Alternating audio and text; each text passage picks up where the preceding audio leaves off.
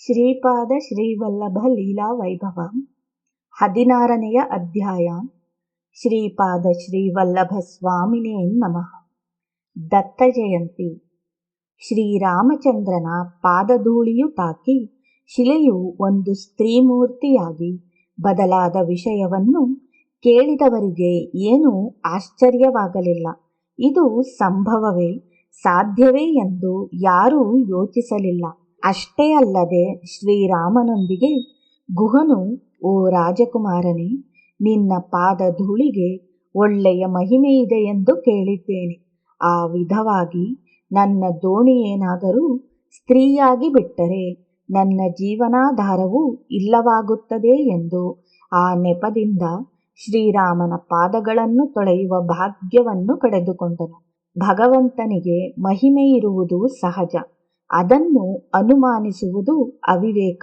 ಆ ದಿನಗಳಲ್ಲಿ ರಾಕ್ಷಸರು ಮೋಡಿ ಕಣ್ಕಟ್ಟುಗಳನ್ನು ಮಾಡುತ್ತಾರೆಂದು, ಯೋಗಿಗಳು ಮಂತ್ರಗಳನ್ನು ಹಾಕುತ್ತಾರೆಂದು ಸಾಮಾನ್ಯ ಪ್ರಜೆಗಳೆಲ್ಲರಿಗೂ ತಿಳಿದಿರುವ ವಿಷಯವೇ. ಅದರಿಂದ ಅದನ್ನು ನಂಬುವರೇ ಹೊರತು ಶಂಕಿಸುವುದಿಲ್ಲ. ಅದು ತ್ರೇತಾಯುಗ.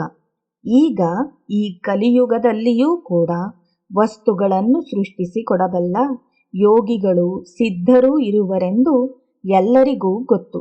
ಅಂತಹ ಶಕ್ತಿಯು ತಮಗೂ ಇದ್ದಿದ್ದರೆ ಚೆನ್ನಾಗಿತ್ತು ಎಂಬುವ ಕೋರಿಕೆಗಳೂ ಸಹ ಎಲ್ಲರಿಗೂ ಇರುತ್ತವೆ. ಆದರೂ ಕಷ್ಟಪಟ್ಟು ಗುರುವನ್ನು ಅನ್ವೇಷಿಸಿ, ಆಶ್ರಯಿಸಿ, ಸೇವೆಯನ್ನು ಮಾಡಿ, ಮೆಚ್ಚಿಸಿ, ಉಪದೇಶವನ್ನು ಹೊಂದಿ ಸಾಧಿಸಿಕೊಳ್ಳುವುದರಲ್ಲಿ ಮಾತ್ರ ಇಷ್ಟವಿರುವುದಿಲ್ಲ. ಆದುದರಿಂದ ಅಂತಹ ವಿದ್ಯೆಗಳೆಲ್ಲವೂ ನಿರಾಧಾರವೆಂದು ಪ್ರಚಾರ ಮಾಡುತ್ತಾ ತಮ್ಮ ಗೌರವವನ್ನು ಬೆಳೆಸಿಕೊಳ್ಳಲು ನೋಡುವರು. ಮಹಾತ್ಮರಾದವರು ಈ ಸಮಸ್ಯೆಗಳೆಲ್ಲವೂ ನಮಗೇಕೆ, ಸಕಲ ಮಹಿಮೆಗಳು ಭಗವಂತನವೇ ಎಂದು ಹೇಳಿ ಭಕ್ತರಾಗಿರಿ ಸಾಕು ಎಂದು ಪ್ರಚಾರವನ್ನು ಮಾಡುತ್ತಾ ಕಾಲ ಕಳೆಯುತ್ತಿದ್ದಾರೆ. ಶ್ರೀಪಾದ ಶ್ರೀವಲ್ಲಭರು 700 ವರ್ಷಗಳ ಹಿಂದಿನ ಯೋಗಿ. ಆಗಲೂ ಕಲಿಪ್ರಭಾವದಿಂದ ಸಂದೇಹಿಸಿದರೆಂದರೆ ಆಶ್ಚರ್ಯವಾಗಿರುತ್ತದೆ ಎಂದು ಸತ್ಸಂಗದಲ್ಲಿ ನಾವೆಲ್ಲರೂ ಮಾತನಾಡಿಕೊಳ್ಳುತ್ತಿರುವಾಗಲೇ ಪೂಜ್ಯ ಶ್ರೀ ವಿಠಲ್ ಬಾಬಾಜಿಯವರು ಬಂದು ಆಸೀನರಾದರು. ಎಲ್ಲರೂ ನಿಂತು ನಮಸ್ಕಾರಗಳನ್ನು ಮಾಡಿದೆವು. ನಮ್ಮನ್ನು ಆಶೀರ್ವದಿಸಿ ಸತ್ಸಂಗದಲ್ಲಿ ಚರ್ಚೆಯೇನು ಎಂದು ಪ್ರಶ್ನಿಸಿದರು. ಮೊದಲು ಹೇಳಿಕೊಂಡ ಹಾಗೆಯೇ ಆಂಜನೇಯ ಶರ್ಮನ ಬಗ್ಗೆ, ಶ್ರೀಪಾದರ ದಿವ್ಯ ಶಕ್ತಿ ಪ್ರಸಾರವನ್ನು ಕುರಿತು ಎಂದು ಭಿನ್ನವಿಸಿದೆವು. ತದನಂತರ ಆ ಪಂಡಿತರೆಲ್ಲರೂ ಆ ಮಹಾತ್ಮನನ್ನು ದರ್ಶಿಸಲು ಬಂದರೆ, ಅವರ ಸಂದೇಹಗಳನ್ನು ಪರಿಹರಿಸಿಕೊಂಡರೆ ಆ ವಿವರಗಳನ್ನು ತಮ್ಮ ಮುಖತಃ ಕೇಳಬೇಕೆನಿಸುತ್ತಿದೆ ಸ್ವಾಮಿ, ದಯವಿಟ್ಟು ತಿಳಿಸಿ ಎಂದು ಪ್ರಾರ್ಥಿಸಿದೆನು. ಆಗ ಶ್ರೀ ಬಾಬಾಜಿಯವರು ಹೀಗೆ ಪ್ರಾರ್ಥಿಸಿದರು: ಅನಂತನೇ, ಅನಘಾಪ್ರಿಯನೇ, ದೇವದೇವೇಶನೇ, ಲೀಲಾವತಾರನೇ, ಪಾಹಿ ಮಾಂ ಪಾಹಿ ಮಾಂ, ಪಾಹಿ ಪಾಹಿ ಎಂದು ಕಣ್ಣುಗಳನ್ನು ತೆರೆದುಕೊಂಡೇ ದರ್ಶಿಸುತ್ತಿದ್ದರು. ಅವರ ಮುಖದಲ್ಲಿ ಆನಂದವು ನಾಟ್ಯವಾಡುತ್ತಿತ್ತು. ಅವರು ಆ ದೃಶ್ಯವನ್ನು ಪೂರ್ತಿಯಾಗಿ ದರ್ಶಿಸಿದ ನಂತರ, ಹೇ ಪ್ರಭುವೇ, ನಿನ್ನ ಲೀಲೆಗಳನ್ನು ವರ್ಣಿಸಲಾರದೆ ವೇದಗಳೇ ಅವಾಕ್ಕಾಗಿವೆ. ನಾನೆಷ್ಟು ತಂದೆಯೇ, ನಿನ್ನ ಕೃಪಾ ಕಟಾಕ್ಷದಿಂದ ಮಾತ್ರವೇ ನಿನ್ನ ಲೀಲೆಗಳು ಪ್ರಚಾರಗೊಂಡಿವೆ ಎಂದು ಹೇಳಿ, ಆ ಸ್ವಾಮಿಯ ವೈಭವವು ಆ ಕಾಲದಲ್ಲಿಯೇ ಎಷ್ಟೋ ಭವ್ಯವಾಗಿತ್ತು. ಅಂದಿನ ಪ್ರಜೆಗಳು ಮುಗ್ಧರು, ಪೂರ್ಣ ಭಕ್ತಿ ವಿಶ್ವಾಸಗಳಿದ್ದವರು, ಸ್ವಾರ್ಥ ದ್ವೇಷಗಳಿಲ್ಲದವರು. ನಗರದಲ್ಲಿ ಪಂಡಿತರೆಲ್ಲರೂ ಆಂಜನೇಯ ಶರ್ಮನೊಂದಿಗೆ ಚರ್ಚಿಸಿ ಒಂದು ನಿರ್ಣಯವನ್ನು ತೆಗೆದುಕೊಂಡರು. ಹೇಗಾದರೂ ಶ್ರೀ ಸ್ವಾಮಿಯವರನ್ನು ದರ್ಶಿಸಿಕೊಳ್ಳಬೇಕೆಂದು ಬಯಸಿದರು. ನಂತರ ಆಂಜನೇಯ ಶರ್ಮನ ಸಲಹೆಯ ಮೇರೆಗೆ ಹತ್ತಿರದಲ್ಲಿ ಬರಲಿರುವ ದತ್ತ ಜಯಂತಿ ಪರ್ವದಿನಕ್ಕೆ ಅತ್ಯಂತ ವೈಭವದಿಂದ ಶ್ರೀಪಾದ ಸ್ವಾಮಿಯವರಿಗೆ ಗುರುಪೂಜೆಯನ್ನು ನಡೆಸಬೇಕೆಂದು ಎಲ್ಲರೂ ಆ ಸಮಯಕ್ಕೆ ದರ್ಬಾರು ಪ್ರದೇಶಕ್ಕೆ ಸೇರಿಕೊಳ್ಳಬೇಕೆಂದು ನಿಶ್ಚಯಿಸಿರುವ ಆಹ್ವಾನವು ಲಭಿಸಿತು. ಆಂಜನೇಯ ಶರ್ಮನು ಪೂರ್ವದಲ್ಲಿ ಗೋವಿಂದ ಭಟ್ಟರು ಮತ್ತು ಅವರ ಮಿತ್ರರು ಮಾಡಿದ ಪೂಜೆಯ ಹಾಗೆಯೇ ಅಂದಿನಿಂದ ಶ್ರೀರಾಮಾಚಾರಿಯೊಡಗೂಡಿ ಮಾಡುತ್ತಿದ್ದಾನಲ್ಲವೇ. ಮಾರ್ಗಶಿರ ಶುದ್ಧ ಚತುರ್ದಶಿ ದಿನಕ್ಕೆ ಎಲ್ಲರನ್ನೂ ಅಲ್ಲಿಗೆ ಬರುವಂತೆ ಆಹ್ವಾನಿಸಿದನು. ಗ್ರಾಮದ ಹಿರಿಯರಾದ ರಾಮಾಚಾರಿಗಳಿಗೂ ಮತ್ತು ಇತರ ಹಿರಿಯರಿಗೂ ತನ್ನ ತಾಯಿ ಮತ್ತು ಹೆಂಡತಿಗೂ ಈ ವಿಷಯವನ್ನು ಹೇಳಿದನು. ಆ ಪರ್ವದಿನದಂದು ನಡೆಯಬೇಕಾದ ಕಾರ್ಯಕ್ರಮಗಳನ್ನು, ಅನ್ನದಾನಕ್ಕೆ ಬೇಕಾದ ಏರ್ಪಾಟುಗಳನ್ನು ರಾಮಾಚಾರಿಯೊಂದಿಗೆ ಸೇರಿ ನಿರ್ವಹಿಸಲು ಆಂಜನೇಯ ಶರ್ಮನು ಸಂಕಲ್ಪಿಸಿದನು. ಅಗಸನಾದ ರವಿದಾಸನಿಗೆ ಜ್ಞಾಪಕ ಶಕ್ತಿಯು ಹೆಚ್ಚು. ಪ್ರತಿ ವರ್ಷಕ್ಕಿಂತಲೂ ಘನವಾಗಿ ಹಬ್ಬ ಮಾಡಬೇಕೆಂದನು. ಆ ಸ್ವಾಮಿಯವರಿಗೆ ನಮಸ್ಕರಿಸಿ ಎಲ್ಲರೂ ಮೊದಲೇ ಅನುಮತಿಯನ್ನು ಪಡೆಯಬೇಕೆಂದು ಸಲಹೆಯನ್ನಿತ್ತನು. ಏಕಾದಶಿಯಂದು ಆಂಜನೇಯ ಶರ್ಮನು ಕುಟುಂಬ ಸಮೇತನಾಗಿ ಶ್ರೀ ಸ್ವಾಮಿಯವರ ದರ್ಶನಕ್ಕೆ ಬಂದನು. ಶ್ರೀಪಾದ ಸ್ವಾಮಿಯವರ ಬರುವಿಕೆಯನ್ನು ಗಮನಿಸಿ ಎದುರುಗೊಂಡು ದರ್ಬಾರು ಪ್ರದೇಶಕ್ಕೆ ಕರೆದುಕೊಂಡು ಬಂದು ಯಥಾಪ್ರಕಾರ ಆಸೀನರನ್ನಾಗಿ ಮಾಡಿದನು. ಪ್ರವರವನ್ನು ಹೇಳಿಕೊಂಡು ನಮಸ್ಕಾರವನ್ನು ಮಾಡುತ್ತಿದ್ದರೆ ಅವನ ಹೆಂಡತಿಯು ನಮಸ್ಕರಿಸಿದಳು. ನಂತರ ಅವನ ತಾಯಿಯೂ ನಮಸ್ಕರಿಸಲಾಗಿ ಶ್ರೀ ಸ್ವಾಮಿಯವರು ಆಶೀರ್ವದಿಸಿ, ಮಾತೆ, ಪ್ರದೋಷಕಾಲ ಪೂಜೆಯು ಚೆನ್ನಾಗಿ ನಡೆಯುತ್ತಿದೆಯೇ ಎಂದು ಕೇಳಿದಾಗ ಆಕೆಯು, ಸ್ವಾಮಿ, ನಿನ್ನ ಅನುಗ್ರಹದಿಂದ ಎಲ್ಲವೂ ಚೆನ್ನಾಗಿ ನಡೆಯುತ್ತಿವೆ. ನೀನೇ ನಮ್ಮ ಬಾಳಿನ ಕಲ್ಪವೃಕ್ಷವು, ಕಾಮಧೇನುವು. ನಿನ್ನ ಆಸರೆಯು ನಮಗಿರುವಾಗ ಯಾವ ಕೊರತೆಯೂ ಇರುವುದಿಲ್ಲ ಸ್ವಾಮಿ ಎಂದಳು. ಶ್ರೀಪಾದರು ಮುಗುಳ್ನಗುತ್ತಾ ಆಕೆಯ ಮಗನ ಕಡೆಗೆ ನೋಡಿದರು. ಅವನ ಮನೋಭಾವಗಳೆಲ್ಲವೂ ಅವರಿಗೆ ತಿಳಿಯಿತು. ಶರ್ಮನು ಕೈಗಳನ್ನು ಜೋಡಿಸಿ, ಪ್ರಭುವೇ, ನಮ್ಮ ಪೂರ್ವ ಪುಣ್ಯವು ಫಲಿಸಿದೆ. ಆದುದರಿಂದ ನಿನ್ನ ಕೃಪೆಯಿಂದ ಶುಭ ಪರಂಪರೆಯನ್ನು ಅನುಭವಿಸುತ್ತಿದ್ದೇವೆ. ತಮ್ಮ ಸನ್ನಿಧಿಯು ನನಗೆ ಸಿಕ್ಕಿದ್ದು ಈ ಶುಭ ದಿನದಂದೆ. ಮಾರ್ಗಶಿರ ಶುದ್ಧ ಏಕಾದಶಿ, ಬರಲಿರುವ ಹುಣ್ಣಿಮೆಯು ದತ್ತ ಜಯಂತಿ ಪರ್ವದಿನ. ಈ ವರ್ಷ ಪಂಡಿತರೆಲ್ಲರೂ ತಮ್ಮ ಪಾದಪೂಜೆಯನ್ನು ಮಾಡಿ ಧನ್ಯರಾಗಬೇಕೆಂದು ಕೋರುತ್ತಿದ್ದಾರೆ. ನಾನು ತಮ್ಮ ಅನುಮತಿಯನ್ನು ಪಡೆದು ಏರ್ಪಾಟುಗಳನ್ನು ಮಾಡಬೇಕೆಂದು ಸಂಕಲ್ಪಿಸಿದ್ದೇನೆ. ಕಿರಿಯನಾದ ನಾನು ತಿಳಿದು ತಿಳಿಯದವನು. ನಗರದಲ್ಲಿರುವ ಪಂಡಿತರೆಲ್ಲರೂ ತಮ್ಮನ್ನು ದರ್ಶಿಸಬೇಕೆಂದು ಕೋರಿದಾಗ ಈ ಪರ್ವದಿನವನ್ನು ದೃಷ್ಟಿಯಲ್ಲಿಟ್ಟುಕೊಂಡು ಎಲ್ಲರನ್ನೂ ಬರುವಂತೆ ಆಹ್ವಾನಿಸಿದ್ದೇನೆ. ನನ್ನ ಮೇಲೆ ಕೃಪೆಯಿಟ್ಟು ಅನುಮತಿಸಬೇಕು ಎಂದು ಪ್ರಾರ್ಥಿಸಿದನು. ಶ್ರೀಪಾದ ಸ್ವಾಮಿಯವರು ಅವನ ವಿನಯಕ್ಕೆ ಒಳಗೊಳಗೆ ಸಂತೋಷದಿಂದ ಪ್ರಸನ್ನರಾದರು. ಒಪ್ಪಿಕೊಂಡಂತೆ ತಲೆಯಾಡಿಸುತ್ತಾ ಹಿರಿಯರ ಸಲಹೆಯೊಂದಿಗೆ ಚೆನ್ನಾಗಿ ನಿರ್ವಹಿಸು ಎಂದು ಆಶೀರ್ವದಿಸಿದರು. ಆ ವಿಧವಾಗಿ ಸ್ವಾಮಿಯವರ ಆಶೀರ್ವಾದವನ್ನು ಹೊಂದಿ ಮನೆಗೆ ಹೋಗಿ ತನ್ನ ಕೆಲಸದಲ್ಲಿ ನಿಮಗ್ನನಾದನು. ಎಲ್ಲರೂ ತಮ್ಮ ಮನೆಯಲ್ಲಿನ ಹಬ್ಬದಂತೆಯೇ ಭಾವಿಸಿ ಸಾಮಗ್ರಿಗಳನ್ನು ತಂದಿಟ್ಟರು. ಶುದ್ಧ ಚತುರ್ದಶಿಯ ದಿನಕ್ಕೆ ದರ್ಬಾರು ಪ್ರದೇಶವೆಲ್ಲವೂ ಹಸಿರೆಲೆಗಳ ಚಪ್ಪರದೊಂದಿಗೆ ಮಾವಿನ ತೋರಣಗಳೊಂದಿಗೆ ಕಂಗೊಳಿಸುತ್ತಿತ್ತು. ಗೋಮಯದಿಂದ ಸಾರಿಸಿ ರಂಗವಲ್ಲಿಗಳನ್ನಿಟ್ಟರು. ಅಡುಗೆಯನ್ನು ಮಾಡಲು ಪಾಕಶಾಲೆ ಮತ್ತು ಭೋಜನಗಳಿಗೆ ಪ್ರತ್ಯೇಕವಾದ ಚಪ್ಪರಗಳನ್ನು ಹಾಕಿಸಿದರು. ವೇದಿಕೆಯೆಲ್ಲವೂ ಬಣ್ಣ ಬಣ್ಣದ ಹೂಗಳಿಂದ ಅಲಂಕರಿಸಲ್ಪಟ್ಟಿತು. ದೂರ ಪ್ರದೇಶಗಳಿಂದ ಬರುವ ಪಂಡಿತರಿಗೆ ವಸತಿಗಳನ್ನು ಏರ್ಪಡಿಸಿದರು. ಚತುರ್ದಶಿಗೆ ಕೆಲವು ಪಂಡಿತರು ಬಂದು ಸೇರಿಕೊಂಡರು. ಅವರು ಬಂದು ಶ್ರೀ ಸ್ವಾಮಿಯವರನ್ನು ದರ್ಶಿಸಿಕೊಳ್ಳುವ ಸಮಯಕ್ಕೆ ಶ್ರೀ ಸ್ವಾಮಿಯವರು ಮಧ್ಯಾಹ್ನಿಕ ಭಿಕ್ಷೆಯನ್ನು ಮಾಡಿಕೊಂಡು ಕುರುವಪುರವನ್ನು ಸೇರಿಕೊಂಡರು. ಶ್ರೀಪಾದರು ಕುರುವಪುರವನ್ನು ಸೇರಿದ 3 ವರ್ಷಗಳಲ್ಲಿ ಅನೇಕ ಭಕ್ತರು ಬಂದು ದರ್ಶಿಸಿಕೊಳ್ಳುತ್ತಿದ್ದಾರೆಂದು ತಿಳಿದರೂ ಪಂಚದೇವ್ ಪಹಾಡ್ ಗ್ರಾಮಸ್ಥರೆಲ್ಲರೂ ಅವರನ್ನು ದೈವವೆಂದು ಪೂಜಿಸುತ್ತಿದ್ದಾರೆಂದು ತಿಳಿದರೂ ಸಹ ಪಸುಪಲ ಗ್ರಾಮವಾಸಿಯಾದ ವಾಸುದೇವರಾವ್ ಜೋಶಿ ಎಂಬುವವನು ಮಾತ್ರ ಈ ವಿಷಯಗಳನ್ನು ಲೆಕ್ಕಿಸಲಿಲ್ಲ. ಆತನು ತುಂಬ ಆಚಾರವಂತನು, ಜ್ಯೋತಿಷ್ಯ ಪಂಡಿತನು, ನಿಷ್ಠಾಗರಿಷ್ಠನು. ನಿತ್ಯವೂ ಪೂಜೆ, ಧ್ಯಾನ, ಜಪಾತಪಗಳನ್ನು ಮಾಡುವವನು. ಆ ಧ್ಯಾನದಲ್ಲಿ ಆತನಿಗೆ ಕೆಲ ವರ್ಷಗಳಿಂದ ಒಬ್ಬ ಯೋಗೀಶ್ವರನ ದರ್ಶನವಾಗುತ್ತಿತ್ತು. ಜ್ಯೋತಿಷ್ಯ ಶಾಸ್ತ್ರದಲ್ಲಿ ತನಗೇನಾದರೂ ಕ್ಲಿಷ್ಟವಾದ ಸಮಸ್ಯೆಗಳು ಎದುರಾದರೆ ಆ ಯೋಗೀಶ್ವರನೇ ಪರಿಹಾರವನ್ನು ಸೂಚಿಸುತ್ತಿದ್ದನು. ಪಾಪಗಳನ್ನು ಮಾಡುವವರೆಲ್ಲರೂ ಗುರುಗಳ ಬಳಿಗೆ ಹೋಗಿ ಅವುಗಳನ್ನು ಹೋಗಲಾಡಿಸಿಕೊಳ್ಳುವ ಪ್ರಯತ್ನವನ್ನು ಮಾಡುತ್ತಾರೆ. ಗುರುಗಳು ಮಾತ್ರ ನಿನ್ನ ಕರ್ಮಗಳನ್ನು ಹೋಗಲಾಡಿಸುವರೆ, ಎಲ್ಲವನ್ನು ಅನುಭವಿಸಿದರೆ ಮಾತ್ರ ಹೋಗುವುವು.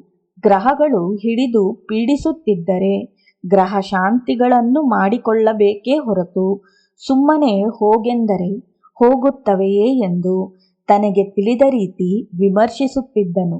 ನನ್ನ ಗುರುವು ನನಗಿದ್ದಾನೆ, ಬೇರೆಯವರೊಂದಿಗೆ ನನಗೇನು ಕೆಲಸ ಎಂದುಕೊಳ್ಳುತ್ತಿದ್ದನು. ಆ ಊರಿನವರೂ ಸಹ ಈ ಉತ್ಸವಗಳಲ್ಲಿ ಭಾಗವಹಿಸುತ್ತಿದ್ದಾರೆಂದು ಆತನಿಗೆ ಸ್ವಲ್ಪ ದ್ವೇಷ ಉಂಟಾಯಿತು. ವ್ಯವಸಾಯಕ್ಕೆ ಒಳ್ಳೆಯ ಮುಹೂರ್ತಗಳನ್ನು ಎಂದಿನಂತೆ ಸೂಚಿಸಬೇಕೆಂದು ಕೇಳುವ ರೈತರೊಂದಿಗೆ ವ್ಯವಸಾಯವನ್ನು ಮಾಡಿ ಬೆಳೆಗಳನ್ನು ಬೆಳೆಯುವುದೇಕೆ? ಹೋಗಿ ಆ ಸ್ವಾಮಿಯ ಬಳಿಯೇ ಭಜನೆಗಳನ್ನು ಮಾಡಿದರೆ ಭೋಜನವು ಸಿಗುತ್ತದೆಯಲ್ಲವೇ? ಹೋಗಿ ಎನ್ನುತ್ತಾ ಸಿಡಿಮಿಡಿಗೊಳ್ಳುತ್ತಿದ್ದನು. ಏನೂ ಮಾಡಲಾಗದೆ ಬಂದು ಶ್ರೀ ಸ್ವಾಮಿಯವರನ್ನೇ ಪ್ರಾರ್ಥಿಸಿ ಒಳ್ಳೆಯ ಸಮಯವನ್ನು ಹೇಳುವಂತೆ ಕೋರಿದಾಗ ಶ್ರೀ ಸ್ವಾಮಿಯವರು, ಅಪ್ಪ, ನಿಮ್ಮಲ್ಲಿ ಲೋಕ ಕಲ್ಯಾಣ ಬುದ್ಧಿಯುಂಟಾದರೆ ಪ್ರತಿ ಸಮಯವೂ ಒಳ್ಳೆಯದೇ. ರೈತನು ಕಷ್ಟಪಟ್ಟು ಬೆಳೆಯುತ್ತಾನೆ. ಆ ಬೆಳೆಯನ್ನು ಎಷ್ಟೋ ಜನರು ತಿನ್ನುತ್ತಾರೆ. ಆ ರೈತನಿಗೆ ಇಷ್ಟು ಜನರಿಗೆ ಆಹಾರವನ್ನು ಕೊಟ್ಟ ಪುಣ್ಯವು ಪ್ರಾಪ್ತಿಯಾಗುತ್ತದೆ. ಹೇಗೆಂದರೆ ಸ್ವಾರ್ಥವನ್ನು ಬಿಟ್ಟು ಪರಮಾತ್ಮ ಭಾವನೆಯಿಂದ ಕೊಟ್ಟಾಗ ಎಂದು ಬೋಧಿಸುತ್ತಿದ್ದರು. ನಿಜವಾಗಿಯೇ ಶ್ರೀ ಸ್ವಾಮಿಯವರ ಮಾತಿನ ಪ್ರಕಾರ ಅವರನ್ನು ಧ್ಯಾನಿಸಿ ನೇಗಿಲನ್ನು ಕಟ್ಟಿ ಉಳುಮೆಯನ್ನು ಮಾಡಿದರೆ ಬೆಳೆಯು ಇಮ್ಮಡಿ ಮುಮ್ಮಡಿಯಾಗಿ ಫಲಿಸುವುದನ್ನು ಕಣ್ತುಂಬಾ ನೋಡಿ ಮನಃಪೂರ್ವಕವಾಗಿ ಸ್ವಾಮಿಯನ್ನು ಧ್ಯಾನಿಸುವುದನ್ನು ಪ್ರಾರಂಭಿಸಿದರು. ಇದು ವಾಸುದೇವರಾವ್ ಜೋಶಿಗೆ ಒಂದು ವಿಘಾತವಾಯಿತು. ಇನ್ನು ಜನರು ಆತನ ಬಳಿಗೆ ಹೋಗುವುದನ್ನು ಬಿಟ್ಟು ಬಿಟ್ಟರು. ಆತನು ಧ್ಯಾನವನ್ನು ತೀವ್ರವಾಗಿ ಮಾಡಲಾರಂಭಿಸಿದನು. ಆ ಧ್ಯಾನದಲ್ಲಿ ಶ್ರೀಪಾದ ವಲ್ಲಭರೇ ದರ್ಶನವನ್ನು ಕೊಡುತ್ತಿದ್ದರು. ಆದರೂ ಭೌತಿಕ ದರ್ಶನವಿಲ್ಲದ ಕಾರಣ ಗುರುತು ಸಿಗಲಿಲ್ಲ. ಹೀಗೆ ಸ್ವಲ್ಪ ಕಾಲ ಕಳೆಯಿತು. ಶ್ರೇಷ್ಠ ಪಂಡಿತನಾದ ವಾಸುದೇವರಾಯನ ಸ್ನೇಹಿತನೊಬ್ಬನು ಆಂಜನೇಯ ಶರ್ಮನಿಂದ ಆಹ್ವಾನಿಸಲ್ಪಟ್ಟು ಹೋಗುವ ದಾರಿಯಲ್ಲಿ ವಾಸುದೇವರಾಯನ ಮನೆಗೆ ಬಂದನು. ಕರೆಯದೇ ಬಂದ ಸ್ನೇಹಿತನಿಗೆ ಅತಿಥಿ ಮರ್ಯಾದೆಗಳನ್ನು ಮಾಡಿದ ನಂತರ ಆತನು ದತ್ತ ಜಯಂತಿ ಉತ್ಸವದಲ್ಲಿ ಪಾಲ್ಗೊಳ್ಳಲು ಬಂದಿರುವನೆಂಬ ವಿಷಯವು ತಿಳಿಯಿತು. ಆಗ ವಾಸುದೇವರಾಯನು ನಿರ್ಲಕ್ಷ್ಯದಿಂದ ಕೆಲವರು ಕೆಲ ಅದ್ಭುತಗಳನ್ನು ಪ್ರದರ್ಶಿಸಿ ಹೆಸರು ಗಳಿಸಬೇಕೆಂದು ಪ್ರಯತ್ನಿಸುತ್ತಾರೆ, ಅವೆಲ್ಲವೂ ನನಗಿಷ್ಟವಿಲ್ಲ ಎಂದನು. ಆತನ ಸ್ನೇಹಿತನು ಆ ವಾಕ್ಯಗಳನ್ನು ಕೇಳಿ, ನೀನು ಸರಿಯಾಗಿ ಅರ್ಥ ಮಾಡಿಕೊಂಡಿಲ್ಲ. ಸಾಕ್ಷಾತ್ ದತ್ತಾವತಾರರಾದ ಸದ್ಗುರುವು ಬಂದು ನಿನ್ನ ಸಮೀಪದಲ್ಲಿದ್ದರೆ ನಿನಗೆ ನಂಬಿಕೆಯುಂಟಾಗದಿರುವುದು ಆಶ್ಚರ್ಯವಾಗಿದೆ. ನೀನು ಒಂದು ಬಾರಿಯೂ ಅವರನ್ನು ನೋಡದೆ ಅವಹೇಳನೆ ಮಾಡುವುದು ಒಳ್ಳೆಯದಲ್ಲ.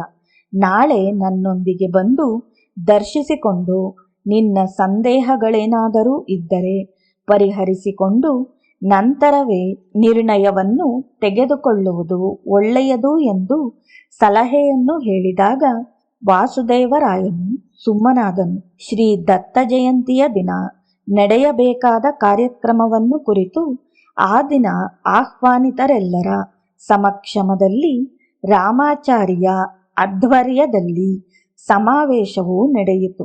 ಶ್ರೀ ಸ್ವಾಮಿಯವರನ್ನು ಭಾಸ್ಕರ ಬಂಡಾ ಬಳಿಯಿಂದ ಪಂಡಿತರೆಲ್ಲರೂ ವೇದಘೋಷಗಳೊಂದಿಗೆ ಸ್ವಾಗತವನ್ನು ಹೇಳಿ ಆಹ್ವಾನಿಸಿ ವೇದಿಕೆಯ ಬಳಿಗೆ ಕರೆದುಕೊಂಡು ಬರಬೇಕೆಂದು, ನಂತರ ಪಾದಪೂಜೆಯನ್ನು ಆಂಜನೇಯ ಶರ್ಮಾ ದಂಪತಿಗಳಿಂದ ಮಾಡಿಸಬೇಕೆಂದು ನಿರ್ಣಯಿಸಲ್ಪಟ್ಟಿತು.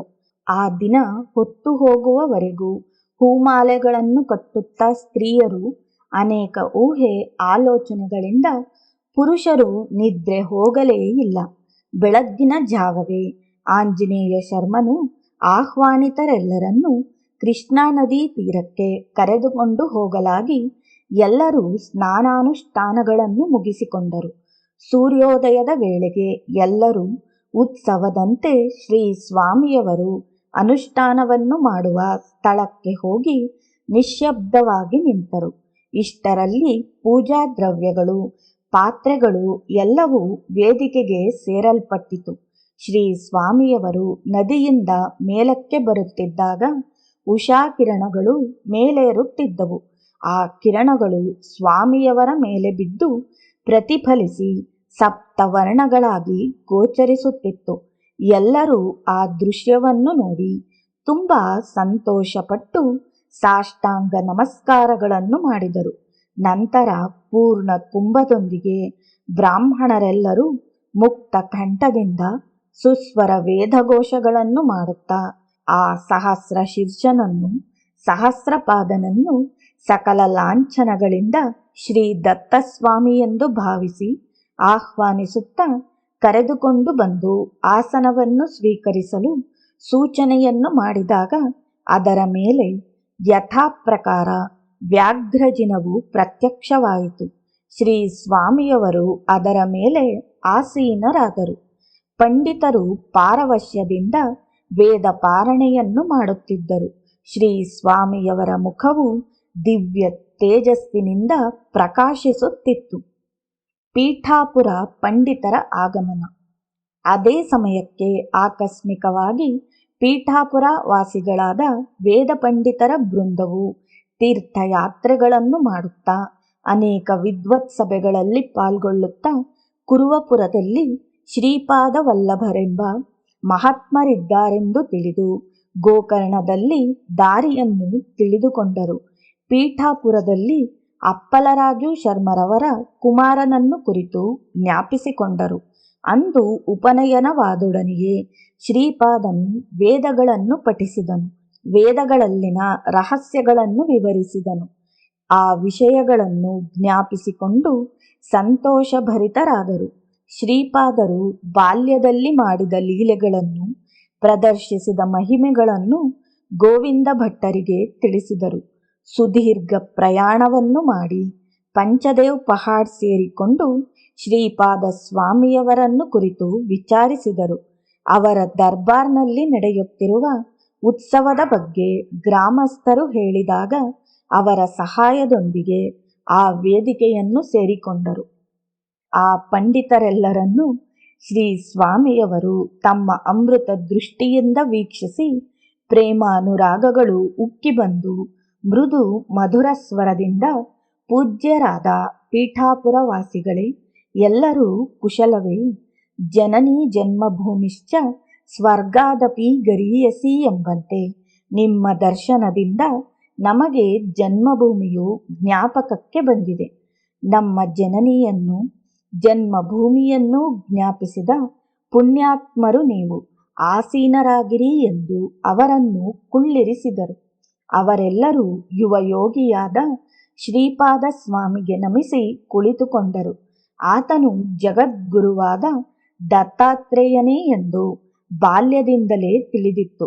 ಇಂದು ದತ್ತ ಜಯಂತಿಯ ಪರ್ವಕಾಲ. ಈಗ ಆತನ ಮುಖತಃ ಏನಾದರೂ ಜ್ಞಾನಪೂರ್ಣವಾದ ಬೋಧೆಗಳನ್ನು ಕೇಳಬೇಕೆಂದು ಕುತೂಹಲದಿಂದ ಇದ್ದರು. ವಾಸುದೇವರಾವ್ ಮತ್ತು ಆತನ ಸ್ನೇಹಿತನೂ ಸೇರಿ ಏನೋ ವಿಷಯಗಳನ್ನು ಚರ್ಚಿಸಿಕೊಳ್ಳುತ್ತಾ ದರ್ಬಾರು ಪ್ರದೇಶಕ್ಕೆ ಬರುವ ಹೊತ್ತಿಗೆ ಶ್ರೀಪಾದರು ವೇದಿಕೆಯನ್ನು ಅಲಂಕರಿಸಿದ್ದರು. ವಾಸುದೇವರಾಯನು ಸ್ವಲ್ಪ ದೂರದಿಂದಲೇ ಶ್ರೀ ಸ್ವಾಮಿಯವರನ್ನು ನೋಡಿ ಓಡೋಡಿ ಬಂದು ಪಾದಕ್ಕೆರಗಿದನು. ಅಷ್ಟ ಸಾತ್ವಿಕ ಭಾವಗಳು ಒಂದೇ ಸಾರಿ ಉಕ್ಕಿ ಬರಲು ಧ್ವನಿಯು ಗದ್ಗದಿತವಾಗಿ ಕಣ್ಣುಗಳಿಂದ ಆನಂದಾಶ್ರುಗಳು ಸುರಿಯುತ್ತಿರಲು ಶರೀರವು ಕಂಪಿಸಲಾಗಿ ಸ್ವಲ್ಪ ಹೊತ್ತಿಗೆ ಶ್ರೀಪಾದರ ಆಶ್ವಾಸನೆಯಿಂದ ಶಾಂತಿಯನ್ನು ಹೊಂದಿ ಹೇ ದತ್ತಮೂರ್ತಿಯೇ, ಶ್ರೀಪಾದ ಶ್ರೀವಲ್ಲಭನೇ, ನಾನೆಷ್ಟು ಅವಿವೇಕಿ! ನಿತ್ಯವೂ ಧ್ಯಾನದಲ್ಲಿ ಹಲವು ವರ್ಷಗಳಿಂದ ದರ್ಶಿಸುತ್ತಿರುವ ಯೋಗಿರಾಜನು ನೀನೇ ಎಂದು ತಿಳಿಯಲಾರದ ಬುದ್ಧಿಹೀನನು. ನನ್ನನ್ನು ಕ್ಷಮಿಸು ತಂದೆ.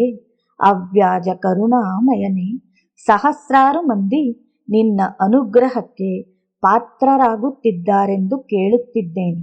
ಅನೇಕ ಜನರ ಕೋರಿಕೆಗಳನ್ನು ಈಡೇರಿಸುವ ಕಲ್ಪವೃಕ್ಷವು ನೀನೇ ಎಂದು ಕೇಳಿ ನಿನ್ನನ್ನು ಕೀಳಾಗಿ ಭಾವಿಸಿದೆ. ನನ್ನ ತಪ್ಪುಗಳೆಲ್ಲವನ್ನೂ ಮನ್ನಿಸಿ ನನ್ನನ್ನು ರಕ್ಷಿಸು ಎನ್ನುತ್ತಾ ಬಿಕ್ಕಿ ಬಿಕ್ಕಿ ಅಳುತ್ತಿರಲು ಎಲ್ಲರೂ ನಿಟ್ಟುಸಿರು ಬಿಟ್ಟು ನೋಡುತ್ತಿದ್ದರು. ಇನ್ನು ಹೀಗೆ ಹೇಳಿದನು: ಎಷ್ಟೇ ಪಾಂಡಿತ್ಯವಿದ್ದರೂ, ವಿದ್ಯಾವಂತರಾದರೂ ಸದ್ಗುರುಗಳನ್ನು ದರ್ಶಿಸದೆ ಹೂಂಕರಿಸಿ ವಿಮರ್ಶೆಗಳನ್ನು ಮಾಡಬಾರದೆಂದು ನನ್ನಿಂದ ಇತರರಿಗೆ ಗುಣಪಾಠವನ್ನು ಕಲಿಯಲು ನಾನೇ ಉದಾಹರಣೆಯಾಗಿದ್ದೇನೆ. ಭಗವಂತನು ಅಪಾರ ದಯಾಮಯನೆಂಬುದಕ್ಕೆ ಇದಕ್ಕಿಂತಲೂ ದೊಡ್ಡ ನಿದರ್ಶನವೇನು ಬೇಕು ಎಂದು ಹೇಳಿಕೊಳ್ಳುತ್ತಿರಲು ಶ್ರೀ ಸ್ವಾಮಿಯವರು ಪ್ರಸನ್ನ ವಾಕ್ಯಗಳೊಂದಿಗೆ, ವಾಸುದೇವನೇ, ಕುಳಿತುಕೋ, ಇದರಲ್ಲಿ ನಿನ್ನ ತಪ್ಪೇನೂ ಇಲ್ಲ. ದತ್ತ ಸಂಕಲ್ಪಕ್ಕೆ ಮೀರಿದ್ದು ಯಾವುದೂ ಇಲ್ಲ. ಎಲ್ಲರೂ ಆ ಸರ್ವೇಶ್ವರನ ಇಚ್ಛಾನುಸಾರವಾಗಿಯೇ ನಡೆಯಬೇಕು. ಈಗ ಆತನ ಆಜ್ಞೆಯಾಗಿದೆ. ನಾವು ಭೇಟಿಯಾಗಿದ್ದೇವೆ ಎಂದು ಆತನನ್ನು ಸಂತೈಸಿದರು.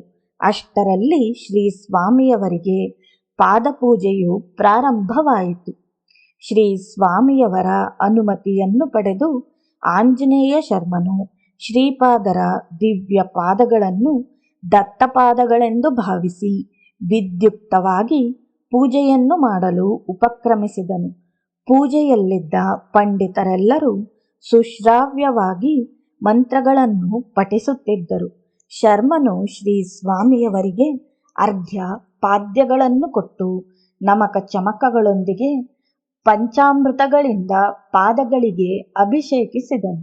ನಂತರ ಶುದ್ಧ ಜಲಾಭಿಷೇಕವನ್ನು ಮಾಡಿ ಶ್ರೀ ಸ್ವಾಮಿಯವರ ಪಾದ ಕಮಲಗಳನ್ನು ಒರೆಸಿ ಗಂಧವನ್ನು ಲೇಪಿಸಿ ಕುಂಕುಮವನ್ನಿಟ್ಟು ಅಲಂಕರಿಸಿದನು. ಶ್ರೀ ಸ್ವಾಮಿಯವರು ಧ್ಯಾನಮಗ್ನರಾಗಿ ಸಮಸ್ತ ಪೂಜೆಯನ್ನು ಸ್ವೀಕರಿಸುತ್ತಿದ್ದರು. ಪುಷ್ಪಮಾಲೆಗಳನ್ನು ಸ್ವಾಮಿಯವರ ಕಂಠಕ್ಕೂ ಶಿಖೆಗೂ ಅಲಂಕರಿಸಿದನು. ಪಾದಗಳಿಗೆ ಪುಷ್ಪಾರ್ಚನೆಯನ್ನು ಮಾಡಿ ಧೂಪ ದೀಪ ನೈವೇದ್ಯಗಳನ್ನು ಸಮರ್ಪಿಸಿದನು. ಆಮೇಲೆ ಆ ವಿರಾಟ್ ಪುರುಷನಿಗೆ ಮಂಗಳಾರತಿಯನ್ನು ಮಾಡಿದನು. ಶ್ರೀ ಸ್ವಾಮಿಯವರ ಪಾದಾರವಿಂದಗಳಿಗೆ ವೇದೋಕ್ತ ಮಂತ್ರ ಪುಷ್ಪವನ್ನು ಸಮರ್ಪಿಸಿದರು. ಅಲ್ಲಿದ್ದ ಎಲ್ಲರಿಗೂ ತಾವು ಪ್ರತ್ಯೇಕವಾಗಿ ಪೂಜಿಸುತ್ತಿರುವಂತೆಯೂ ಅವರ ಮುಂದೆ ಶ್ರೀಪಾದರು ಕುಳಿತಿರುವಂತೆಯೂ ಒಂದು ಅದ್ಭುತ ದೃಶ್ಯವು ಗೋಚರಿಸಲಾಗಿ ಎಲ್ಲರೂ ತನ್ಮಯರಾದರು. ಪೂಜೆಯು ಪೂರ್ತಿಯಾದ ಬಳಿಕ ಶ್ರೀಪಾದ ಶ್ರೀವಲ್ಲಭರಿಗೆ ಜಯವಾಗಲಿ, ಶ್ರೀ ದತ್ತಾತ್ರೇಯ ಸ್ವಾಮಿಯವರಿಗೆ ಜಯವಾಗಲಿ ಎಂದು ಜಯಘೋಷವನ್ನು ಮಾಡಿದರು. ಆಂಜನೇಯ ಶರ್ಮನ ಸಂದೇಹ ನಿವಾರಣೆ. ಆ ಸಭೆಯಲ್ಲಿಯೇ ಆಂಜನೇಯ ಶರ್ಮನು ಶ್ರೀಪಾದರು ಪ್ರಸನ್ನರಾಗಿರುವಾಗ ಕೈಗಳನ್ನು ಜೋಡಿಸಿ, ಓ ದಿವ್ಯ ಸ್ವರೂಪನೇ, ತಂದೆ, ನೀನು ಸರ್ವಕಾಲ ಸರ್ವಾವಸ್ಥೆಗಳಲ್ಲಿಯೂ ನಮಗೆ ರಕ್ಷಕನು. ನೀನೇ ಸರ್ವತ್ರ ತುಂಬಿರುವೆ. ಓ ಯಜ್ಞೇಶ್ವರನು, ನೀನು ಅದ್ವಿತೀಯನು, ಮಾಯಾತೀತನು. ಮಾಯಾ ಮಾನುಷ ರೂಪದಲ್ಲಿ ಮಾನವರನ್ನು ಉದ್ಧರಿಸಲು ಅವತರಿಸಿರುವ ಸದ್ಗುರುವು. ನೀನೇ ಬ್ರಹ್ಮ ವಿಷ್ಣು ಮಹೇಶ್ವರರ ಸಮಷ್ಟಿ ಸ್ವರೂಪನು, ಸಾಕ್ಷಾತ್ ಪರಬ್ರಹ್ಮನು. ಯಥಾರ್ಥಕ್ಕೆ ಸಕಲ ವಿಶ್ವವೆಲ್ಲವೂ ನೀನೇ ಅಲ್ಲದೆ ಬೇರೆ ಇಲ್ಲ. ಓ ಪರಬ್ರಹ್ಮ ಸ್ವರೂಪನೇ, ನಿನ್ನ ಚರಣ ಕಮಲ ಸನ್ನಿಧಿಯನ್ನು ಸೇರಿ ನನ್ನ ಜನ್ಮವು ಧನ್ಯವಾಗಿದೆ. ನನ್ನನ್ನು ನಿಮ್ಮ ಕರುಣಾ ಕಟಾಕ್ಷದಿಂದ ಒಬ್ಬ ಮನುಷ್ಯನನ್ನಾಗಿ ಮಾಡಿರುವಿರಿ. ಸಮಾಜದಲ್ಲಿ ನನಗೊಂದು ಉನ್ನತ ಸ್ಥಾನವನ್ನು ಕೊಟ್ಟಿರುವಿರಿ. ದಯಾನಿಧಿಯೇ, ನಮ್ಮನ್ನು ಯಾವಾಗಲೂ ಕಾಪಾಡುತ್ತೀರಿ ಸ್ವಾಮಿ ಎನ್ನುತ್ತಾ ನಮಸ್ಕರಿಸಿದನು. ಶ್ರೀ ಸ್ವಾಮಿಯವರು ಪ್ರಸನ್ನರಾಗಿ ಮುಗುಳ್ನಗೆಯಿಂದ, ಮಗು, ಉತ್ತಮ ಸಂಸ್ಕಾರಗಳನ್ನು ಪಡೆದು ವೃದ್ಧಿಯಾಗು ಎಂದು ಆಶೀರ್ವದಿಸಿದರು. ಆಗ ಶರ್ಮನು, ಸ್ವಾಮಿ, ನಮ್ಮ ತಂದೆಯವರ ಮಿತ್ರರೊಬ್ಬರು ನನ್ನನ್ನು ಒಂದು ಸಭೆಯಲ್ಲಿ ಸಪ್ತವಿಧ ಬುದ್ಧಿಗಳು ಏಕಕಾಲದಲ್ಲಿ ಸಂಗ್ರಹಿಸಿಕೊಂಡಿರುವ ಸದ್ಗುರು ಕೃಪಾಪಾತ್ರನು ಎನ್ನುತ್ತಾ ಶ್ಲಾಘಿಸಿದರು. ನನಗೆ ತುಂಬ ಸಂತೋಷವಾಯಿತು. ಆದರೆ ಸಪ್ತವಿಧ ಬುದ್ಧಿಗಳೆಂದರೆ ಏನೆಂದು ತಿಳಿಯಲಿಲ್ಲ. ಸ್ವಾಮಿ, ಇಂತಹ ವಿಷಯಗಳಿಗೆ ವಿವರಣೆಯನ್ನು ಕೊಡಲು ತಾವೇ ಸಮರ್ಥರೆಂದು ಭಾವಿಸಿ ಪ್ರಾರ್ಥಿಸುತ್ತಿದ್ದೇನೆ. ಸಪ್ತವಿಧ ಬುದ್ಧಿಗಳನ್ನು ಕುರಿತು ವಿವರಿಸಿ ನಮ್ಮನ್ನು ಕೃತಾರ್ಥರನ್ನಾಗಿ ಮಾಡಬೇಕೆಂದು ಬೇಡುತ್ತಿದ್ದೇನೆ ಎಂದನು. ಸಪ್ತವಿಧ ಬುದ್ಧಿಯ ವಿವರಣೆ. ಶ್ರೀ ಸ್ವಾಮಿಯವರು, ವತ್ಸ, ಆ ಪಂಡಿತನು ಹೇಳಿದ ಮಾತು ಸತ್ಯವೇ. ಒಳ್ಳೆಯ ಪ್ರಶ್ನೆಯನ್ನೇ ಕೇಳಿರುವೆ. ಬುದ್ಧಿ ಎಂದರೆ ಮಾನವನ ಪೂರ್ವ ಕರ್ಮಕ್ಕನುಸಾರವಾಗಿ ಕೆಲಸ ಮಾಡುವುದು. ಮಾನವನು ಕರ್ಮಗಳಿಂದ ವಿಮುಕ್ತನಾಗಲು ಬುದ್ಧಿಯೇ ಕಾರಣವಾಗಿರುತ್ತದೆ. ನಿವೃತ್ತಿ ಮಾರ್ಗದಲ್ಲಿ ನಡೆಸುವುದಕ್ಕಾಗಿ ಯೋಚನೆಗಳನ್ನು ಕೊಡುವ 7 ರೀತಿಯ ಬುದ್ಧಿ ವಿಭಾಗಗಳಿವೆ. ಅವುಗಳ ವಿವರಣೆಯು ಹೀಗಿದೆ. ಮಾನವನ ಬುದ್ಧಿ ವಿಕಾಸವನ್ನನುಸರಿಸಿ ಅವನ ಜೀವನವು ಸಾರ್ಥಕವಾಗಬಲ್ಲದು ಎಂದು ಶಾಸ್ತ್ರವಾಕ್ಯವು. ಯಾರಿಗಾದರೂ ಜೀವನವು ಸಾರ್ಥಕವಾಗಬೇಕಾದರೆ ಬುದ್ಧಿಯು ವಿಕಸಿಸಬೇಕು. ಅದು ಹೇಗೆ ಸಾಧ್ಯವಾಗುತ್ತದೆಯೋ ನಮ್ಮ ಹಿರಿಯರು ಹೇಳಿರುವರು. ಬುದ್ಧಿ ವಿಕಾಸಕ್ಕೆ ವಿದ್ಯೆಯು ಎಲ್ಲ ರೀತಿಯಿಂದಲೂ ಸಹಕರಿಸುತ್ತದೆ. ಆದುದರಿಂದಲೇ ಪ್ರತಿಯೊಬ್ಬನೂ ವಿದ್ಯಾವಂತನಾಗಬೇಕೆಂದು ಮಹಾತ್ಮರು ಹೇಳಿದ್ದಾರೆ. ಹಿರಿಯರ ದೃಷ್ಟಿಯಲ್ಲಿ ವಿದ್ಯೆ ಎಂದರೆ ಜ್ಞಾನವು, ಅವಿದ್ಯೆ ಎಂದರೆ ಅಜ್ಞಾನವು. ನಮ್ಮ ಪೂರ್ವ ಋಷಿಗಳು ಮಹಾತ್ಮರು ಆದೇಶಿಸಿದ ವಿದ್ಯೆ ಎಂದರೆ ಪರಿಸರಗಳ ಜ್ಞಾನವೊಂದೇ ಅಲ್ಲ, ಪರಿಪೂರ್ಣ ಜ್ಞಾನ.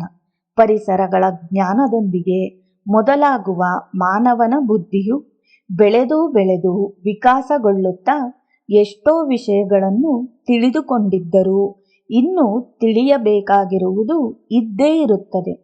ವ್ಯಕ್ತಿಯು ತನ್ನ ಬುದ್ಧಿಯು ವಿಕಾಸಗೊಂಡು ತಾನು ಮಾತ್ರವೇ ಸುಖ ಪಡಬೇಕೆಂದರೆ ಆಗುವುದಿಲ್ಲ. ಮಾನವನು ಸಂಘಜೀವಿ. ಆದುದರಿಂದ ತನ್ನ ಬುದ್ಧಿ ವಿಕಾಸದಿಂದ ಏನನ್ನು ಆವಿಷ್ಕರಿಸಿದರೂ ಇಲ್ಲವೇ ಸಂಪಾದಿಸಿದರೂ ಅದನ್ನು ಎಲ್ಲರಿಗೂ ಸಮಾನವಾಗಿ ಹಂಚಿ ತೃಪ್ತಿಯನ್ನು, ಕೀರ್ತಿಯನ್ನು ಹೊಂದುವನು. ಅಷ್ಟೇ ಅಲ್ಲ, ತಾನು ಪಡೆದ ಜ್ಞಾನವನ್ನು ಇತರರಿಗೆ ಬೋಧಿಸಿ ತಿಳಿಸಬೇಕು. ಇದಕ್ಕಾಗಿ ವಿಷಯಗಳನ್ನು ಅರಿಯಲು ಸಹನೆಯು, ಇತರರಿಗೆ ತಿಳಿಯಪಡಿಸಲು ತಿಳುವಳಿಕೆಯೂ ಇರಬೇಕು. ಮಾನವನಿಗೆ ಪ್ರತಿ ವಿಷಯವನ್ನು ತಿಳಿದುಕೊಳ್ಳಬೇಕೆಂಬ ಹಂಬಲವಿರುತ್ತದೆ. ಅದು ಬುದ್ಧಿಯಲ್ಲಿನ ಒಂದು ಭಾಗ ಮಾತ್ರವೇ. ಮಾನವನ ಬುದ್ಧಿಯು 7 ವಿಧಗಳಾಗಿರುತ್ತದೆ ಎಂದು ಶಾಸ್ತ್ರವು ಹೇಳುತ್ತಿದೆ. ಅಂದರೆ 7 ಭಾಗಗಳಾಗಿ ವಿಭಜಿಸಿ ಹೇಳಿದ್ದಾರೆ ಶಾಸ್ತ್ರಕಾರರು. ಪ್ರತಿ ವ್ಯಕ್ತಿಗೂ ಬುದ್ಧಿ ಎಂಬುವುದು ತಪ್ಪದೇ ಇರುತ್ತದೆ. ಆದರೆ ಅದರಲ್ಲಿ ಕೆಲವು ಭಾಗಗಳು ಮಾತ್ರವೇ ಬೆಳೆಯುತ್ತವೆ. ಕೆಲ ಭಾಗಗಳು ಕೆಲಸ ಮಾಡದೆ ನಿರ್ಜೀವವಾಗಿರುತ್ತವೆ. ಆದುದರಿಂದ ಎಲ್ಲರ ಬುದ್ಧಿಯು ಒಂದೇ ರೀತಿ ಇರುವುದಿಲ್ಲ. ಅದಕ್ಕೆ ಹಿರಿಯರು ತಲೆಗೊಂದು ಬುದ್ಧಿ, ನಾಲಿಗೆಗೊಂದು ರುಚಿ ಎಂದಿದ್ದಾರೆ. ಬುದ್ಧಿಗಳ ಭೇದದಿಂದ ವ್ಯಕ್ತಿಗಳಲ್ಲಿ ಮಾತು ಬೆರೆಯದೆ ಹೋಗುವುದು, ವ್ಯತಿರೇಕ ಭಾವಗಳಿಂದ ಹೊಡೆದಾಡುವುದು ಸಂಭವಿಸುತ್ತದೆ. ಆದುದರಿಂದ ಎಲ್ಲರೂ ಸಹ ಬುದ್ಧಿಯ ತತ್ವವೇನು, ಅದರಲ್ಲಿ ಎಷ್ಟು ವಿಧಗಳಿವೆ, ಯಾವ ಬುದ್ಧಿಯು ತನಗೂ ಇತರರಿಗೂ ಉಪಕರಿಸುತ್ತದೆ ಎಂಬುದನ್ನು ತಿಳಿಯಬೇಕು. ಅದಕ್ಕಾಗಿ ಸಪ್ತವಿಧ ಬುದ್ಧಿಗಳನ್ನು ಮೊದಲು ವಿವರಿಸುತ್ತೇನೆ. ಅದರ ತತ್ವವನ್ನು ತಿಳಿದುಕೊಂಡರೆ ಅದರ ಕಾರ್ಯವೈಖರಿಯನ್ನು ತಿಳಿದುಕೊಳ್ಳಲು ಅನುಕೂಲವಾಗುತ್ತದೆ. ಅಷ್ಟೇ ಅಲ್ಲದೆ ಬುದ್ಧಿಯು ವಿಕಸಿಸುವುದು. ಆಯಾ ಬುದ್ಧಿಗಳನ್ನು ತಮಗೆ ಅನುಕೂಲಕರವಾಗಿ ಕೆಲಸ ಮಾಡಿಸಿಕೊಂಡು ಮಾನವನು ಶಕ್ತಿವಂತನಾಗಬಲ್ಲನೆಂದು ಸಪ್ತವಿಧ ಬುದ್ಧಿಯ ವಿವರಣೆಯನ್ನು ಈ ಕೆಳಗಿನ ರೀತಿಯಲ್ಲಿ ಋಷಿಗಳು ತಿಳಿಸಿದ್ದಾರೆ. ಸಪ್ತವಿಧ ಬುದ್ಧಿಗಳು: 1 ಪಂಡ, 2 ಮೇಧ, 3 ಚಾರ್ವಿ, 4 ಚತ್ವ, 5 ಗೃಹೀತಿ, 6 ಶ್ರೋತಿ, 7 ಪ್ರತಿಭೆ. ಪಂಡ ಅಂದರೆ ಬುದ್ಧಿಶಕ್ತಿಯಲ್ಲಿನ ಪ್ರಥಮ ವಿಭಾಗಕ್ಕೆ ಸಂಕೇತವು. ಇದನ್ನು ಸಂಪೂರ್ಣವಾಗಿ ತಿಳಿದುಕೊಳ್ಳಬೇಕು. ನಮ್ಮ ಸುತ್ತಮುತ್ತಲಿರುವ ವಿಷಯಗಳ ಮೇಲೆ ಬುದ್ಧಿಯು ಪ್ರಸರಿಸುತ್ತದೆ. ವಿಷಯವನ್ನು ನೋಡಿ ಕೇಳಿ ಸುಮ್ಮನಿರದೆ ಅದರಲ್ಲಿನ ತತ್ವವನ್ನು ಪೂರ್ತಿಯಾಗಿ ತಿಳಿದುಕೊಳ್ಳಬೇಕೆಂಬ ಸಂಕಲ್ಪ ಉಂಟಾಗಿ ಅದನ್ನು ಪೂರ್ತಿಯಾಗಿ ತಿಳಿಯಲು ಪ್ರಯತ್ನಿಸುವ ಬುದ್ಧಿಯನ್ನೇ ಪಂಡ ಎನ್ನುವರು. ವಿಷಯವನ್ನು ಕೂಲಂಕುಷವಾಗಿ ತಿಳಿದುಕೊಳ್ಳುವುದರಲ್ಲಿ ಆಸಕ್ತಿ ತವಕಗಳಿರುವ ಬುದ್ಧಿ. ಇದನ್ನು ಸಂಕಲ್ಪ ಬುದ್ಧಿಶಕ್ತಿ ಎಂದೂ ಕರೆಯುವರು. ಜಿಜ್ಞಾಸೆ ಎಂದರೂ ಇದೆ. ಉದಾಹರಣೆಗೆ, ಈ ಸಂಕಲ್ಪ ಬುದ್ಧಿಯು ಶಿಶುಪ್ರಾಯದಿಂದಲೇ ಕೆಲಸವನ್ನು ಮಾಡಲು ಪ್ರಾರಂಭಿಸುತ್ತದೆ. ಈ ವಿಧವಾದ ಬುದ್ಧಿಶಕ್ತಿಯು ವಿಕಾಸಗೊಳ್ಳುವುದಕ್ಕೆ ಕುಟುಂಬ ಸದಸ್ಯರು ಪೂರ್ತಿಯಾಗಿ ಸಹಕರಿಸಿದರೆ ಅತಿ ಚಿಕ್ಕ ವಯಸ್ಸಿನಲ್ಲಿಯೇ ಎಷ್ಟೋ ವಿಷಯಗಳನ್ನು ತಿಳಿದುಕೊಂಡು ಚೆನ್ನಾಗಿ ಬೆಳೆಯುತ್ತದೆ. ವಿಷಯವನ್ನು ತಿಳಿದುಕೊಳ್ಳುವುದೇ ಅಲ್ಲದೆ ಅದನ್ನು ಜ್ಞಾಪಕವಿಟ್ಟುಕೊಂಡರೇನೆ ಬುದ್ಧಿಯು ಮತ್ತಷ್ಟು ವಿಕಾಸಗೊಳ್ಳಲು ಸಾಧ್ಯ. ಈ ವಿಧವಾದ ವಿಷಯಾಸಕ್ತಿಗೆ ಯಾವುದೇ ಅಳತೆ ಇರುವುದಿಲ್ಲ. ಪರಿಸರಗಳ ಪರಿಜ್ಞಾನದಿಂದ ಮೊದಲಾದ ವಿಷಯ ಗ್ರಹಿಕೆಯು ವ್ಯಕ್ತಿಯು ಬೆಳೆದಂತೆಲ್ಲವೂ ವಿಕಾಸವನ್ನು ಹೊಂದುತ್ತದೆ. ಮಾನವನು ಬೆಳೆದಂತೆಲ್ಲವೂ ಪಂಡವೂ ಬೆಳೆಯುತ್ತದೆ. ಬುದ್ಧಿಯಲ್ಲಿನ ಉಳಿದ ಭಾಗಗಳು ವಿಕಸಿಸಲು ಇದು ಸಹಾಯಕವಾಗಿರುತ್ತದೆ. ಇದು ಸಂಕಲ್ಪ ಶಕ್ತಿಗೆ ಮತ್ತೊಂದು ಹೆಸರು. ವಿಷಯದಲ್ಲಿರುವವರು ಅಲ್ಲದೆ ವಸ್ತುತತ್ವ ಗ್ರಹಿಕೆಯಲ್ಲಿ ಜಿಜ್ಞಾಸೆಯುಂಟಾಗಿರುತ್ತದೆ. ಈ ವಿಶಾಲ ವಿಶ್ವವನ್ನೆಲ್ಲ ತುಂಬಿಕೊಳ್ಳುವಷ್ಟು ಅವಕಾಶವು ಈ ಬುದ್ಧಿಶಕ್ತಿಗಿದೆ. ಸಹಜವಾಗಿ ಭೂಮಿ, ನೀರು, ಬೆಂಕಿ, ಗಾಳಿ, ಆಕಾಶ, ಸೂರ್ಯ, ಚಂದ್ರ, ನಕ್ಷತ್ರಗಳು, ಗ್ರಹಗಳು, ಮೋಡಗಳು, ಮಳೆಗಳು, ಬೆಟ್ಟಗಳು, ಮರಗಳು ಮೊದಲಾದ ಪ್ರಕೃತಿಯನ್ನು ಕುರಿತು ಜಿಜ್ಞಾಸೆಯಿಂದ ಅವುಗಳ ತತ್ವವನ್ನರಿತು ಅವುಗಳಿಂದ ಸುಖ ಜೀವನವನ್ನು ಹೊಂದಲು ಬೇಕಾದ ಸಾಧನೆಯಲ್ಲಿ ಪ್ರಥಮ ಸ್ಥಾನವು ಈ ಪಂಡದ್ದೇ ಆಗಿದೆ. ಅಂದರೆ ವಿಷಯವನ್ನು ತಿಳಿದುಕೊಳ್ಳುವುದೇ ಅಲ್ಲದೆ ಅದರ ತತ್ವವನ್ನು ತಿಳಿದುಕೊಳ್ಳಬೇಕೆಂಬ ಸಂಕಲ್ಪ, ಜಿಜ್ಞಾಸೆ ತಿಳಿದುಕೊಂಡ ನಂತರ ಅದನ್ನು ಉಪಯೋಗಿಸಿಕೊಳ್ಳುವುದಕ್ಕಾಗಿ ಮಾಡುವ ಕೃಷಿ ಇವೆಲ್ಲವೂ ಬುದ್ಧಿಯ ಚಿತ್ಕಲೆಗಳೇ ಎಂದು ಈ ಮೂಲಕ ತಿಳಿಯುತ್ತದೆ. ಕೆಲವರಲ್ಲಿ ಪಂಡ ಸ್ವಾರ್ಥ ಭಾವದಿಂದ ತುಂಬಿದ್ದು ಬಾಹ್ಯ ವಿಷಯ ಗ್ರಹಿಕೆಯಲ್ಲಿಯೇ ಹೊರತು ಆಧ್ಯಾತ್ಮಿಕ ಪಾರಮಾರ್ಥಿಕ ವಿಷಯದಲ್ಲಿ ವಿಮುಖವಾಗಿರುವುದು. ಅಂತಹವರು ಭೌತಿಕ ಸುಖಗಳಿಗೆ ದಾಸರಾಗಿ ಪರಮಾತ್ಮನ ಜ್ಞಾನಕ್ಕೆ ದೂರವಾಗುತ್ತಿದ್ದಾರೆ. ಮೇಧ, ಮೇಧಾಶಕ್ತಿ ಎಂಬುದು ಬುದ್ಧಿಯಲ್ಲಿನ ಎರಡನೆಯ ಭಾಗಕ್ಕೆ ಹೆಸರು. ಮೇಧ ಎನ್ನುವ ಭಾಗವನ್ನು ಕುರಿತು ವಿವರವಾಗಿ ತಿಳಿಯೋಣ. ಮೊದಲು ಹೇಳಿದ ಪಂಡವು ಗ್ರಹಿಸಿದ ಜ್ಞಾನವನ್ನು, ವಿಷಯಗಳನ್ನು ಯಥಾರೀತಿಯಾಗಿ ಸ್ವೀಕರಿಸಿ ತನ್ನಲ್ಲಿ ಜಾಗ್ರತೆಯಿಂದ ಹುದುಗಿಸಿಕೊಳ್ಳುವ ಶಕ್ತಿಯೇ ಮೇಧಾಶಕ್ತಿ, ಅಂದರೆ ಜ್ಞಾಪಕ ಶಕ್ತಿ ಎಂದೂ ಕರೆಯುವರು. ಕೆಲವರು ಕೇಳಿದ್ದನ್ನು ಕೇಳಿದ ಹಾಗೆಯೇ ಅದನ್ನು ಜ್ಞಾಪಕವಿಟ್ಟುಕೊಳ್ಳುತ್ತಾರೆ. ಇದೂ ಸಹ ಅತಿ ಚಿಕ್ಕ ವಯಸ್ಸಿನಿಂದಲೇ ವಿಕಸಿಸುತ್ತದೆ. ಆದರೆ ಕೆಲವರಲ್ಲಿ ಮೇಧಾಶಕ್ತಿಯು ಸರಿಯಾಗಿ ಕೆಲಸ ಮಾಡದಿದ್ದರೆ ಜ್ಞಾಪಕ ಶಕ್ತಿಯು ಲೋಪಿಸಿದೆ ಎಂದು ಹೇಳುತ್ತಿರುತ್ತಾರೆ.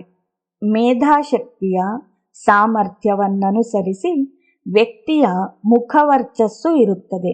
ಒಂದು ವಿಷಯವನ್ನು ಕೇಳಿದಷ್ಟು ಮಾತ್ರಕ್ಕೆ ಕೇಳಿರುವುದನ್ನು ಕೇಳಿದ ಹಾಗೆಯೇ ಹೇಳುವವರನ್ನು ಏಕಸಂಥಾಗ್ರಾಹಿ ಎನ್ನುವರು. 2 ಸಲ ಕೇಳಿರುವುದನ್ನು ಹೇಳಬಲ್ಲವರಿಗೆ ದ್ವಿಸಂಥಾಗ್ರಾಹಿ ಎನ್ನುವರು. ಎಷ್ಟು ಸಲ ಕೇಳಿದರೂ ಓದಿದರೂ ತಲೆಗೆ ಹತ್ತದೇ ಇರುವವರಲ್ಲಿ ಮೇಧಾಶಕ್ತಿಯು ವಿಕಸಿಸಲಿಲ್ಲವೆಂದು ತಿಳಿಯಬೇಕು. ಈ ಮೇಧ ಎಂಬ ಬುದ್ಧಿಶಕ್ತಿಯ ಸಾಮರ್ಥ್ಯವು ಪೂರ್ಣ ವಿಕಾಸಗೊಂಡರೆ ಆ ವ್ಯಕ್ತಿಯನ್ನು ಮೇಧಾವಿ ಎಂದು ಕರೆಯುವರು. ಮೇಧಾಶಕ್ತಿಯು ಯಾವ ಯಾವ ವ್ಯಕ್ತಿಯಲ್ಲಿ ಎಷ್ಟೆಷ್ಟು ಕೆಲಸವನ್ನು ಮಾಡುತ್ತದೆಯೋ ಅಷ್ಟೇ ಬುದ್ಧಿಯು ಆಯಾ ವ್ಯಕ್ತಿಗಳಿಗೆ ಜೀವನದಲ್ಲಿ ಉಪಯೋಗವಾಗುತ್ತದೆ. ಮೇಧಾಶಕ್ತಿಯು ವಯಸ್ಸಿನೊಂದಿಗೆ ವೃದ್ಧಿಯಾಗುತ್ತಾ ಸಾಧಾರಣವಾಗಿ ವಿದ್ಯಾರ್ಥಿ ದಶೆಯಿಂದಲೇ ವಿಕಾಸಗೊಳ್ಳುತ್ತದೆ. ಅದರಿಂದಲೇ ವೇದ ಪಾಠಗಳು ಬೋಧಿಸುವ ಗುರುಗಳು ಪದೇ ಪದೇ ಪುನರಾವೃತ್ತಿಯನ್ನು ಮಾಡಿಸುತ್ತಾರೆ. ಇದು ಒಬ್ಬರಿಂದೊಬ್ಬರಿಗೆ ಹೋಲಿಸಲಾಗುವುದಿಲ್ಲ. ಮೇಧಾಶಕ್ತಿಯ ವಿಕಾಸವು ಹೇಗಾಗುತ್ತದೆ ಎಂದರೆ ಸಹಚರ್ಯ ಪ್ರಬೋಧೆಗಳ ಪ್ರಭಾವದಿಂದ ಅದು ವಿಕಾಸಗೊಳ್ಳುತ್ತದೆ. ಒಂದು ಹಂತದಲ್ಲಿ ಮೇಧಾಶಕ್ತಿಯ ಸಾಮರ್ಥ್ಯವು ಮುಖವರ್ಚಸ್ಸಿನಲ್ಲಿ ಪ್ರಸ್ಫುಟವಾಗಿ ಕಾಣಿಸುತ್ತಾ ಆ ವ್ಯಕ್ತಿಗೆ ಎಲ್ಲಿಲ್ಲದ ಕೀರ್ತಿ ಗೌರವಗಳನ್ನು ತಂದುಕೊಡುತ್ತದೆ. ಆದುದರಿಂದ ಮೇಧಾಶಕ್ತಿಯ ಸಂಪೂರ್ಣ ವಿಕಾಸವನ್ನೇ ಬಯಸಬೇಕಾಗಿದೆ. ವ್ಯಕ್ತಿಯು ತನ್ನ ಆಧ್ಯಾತ್ಮಿಕ ಸಾಧನೆಯ ಏಳಿಗೆಯನ್ನು ಬಯಸಿ ಜೀವನದ ಸಾರ್ಥಕತೆಯನ್ನು ಹೊಂದಬೇಕಾದರೆ ಮೇಧಾಶಕ್ತಿಯನ್ನು ಬೆಳೆಸಿಕೊಳ್ಳುವ ಮಾರ್ಗದಲ್ಲಿ ನಡೆಯಬೇಕು. ಬುದ್ಧಿಶಕ್ತಿಯ ಎಲ್ಲ ಭಾಗಗಳು ಚೆನ್ನಾಗಿ ಬೆಳೆಯದೇ ಹೋದರೆ ಸಂಪೂರ್ಣ ಸಾರ್ಥಕತೆಯು ಕೈಗೆಟಕುವುದಿಲ್ಲ. ಹಾಗಾಗದಿರುವಾಗ ಜೀವನವೇ ನಿರರ್ಥಕವಾಗುತ್ತದೆ.